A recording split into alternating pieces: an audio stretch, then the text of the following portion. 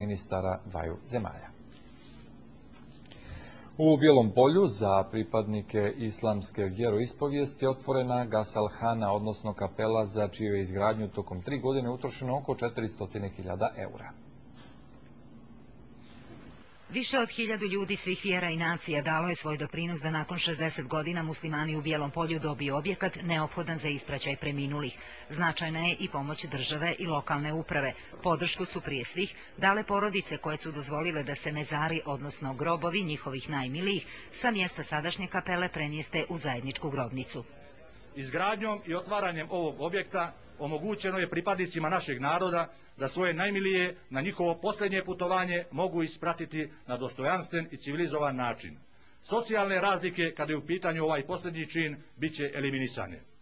Ovaj objekat je pokazatelj i on će služiti da muslimani u Bijelom Polju na posljednji ispraćaj svoje najmilije mogu poslati,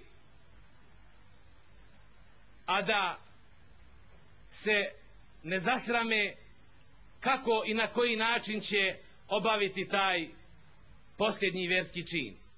Gasalhana je građena 3 godine. Objekat je površine 300 metara kvadratnih, a za njegovu izgradnju utrošeno je oko 400.000 eura. Građevina predstavlja savremeno rješenje urbane strukture centra Bijelog Polja, dok je unutrašnjost gasalhane prilagođena tradicionalnoj matrici stambene kuće.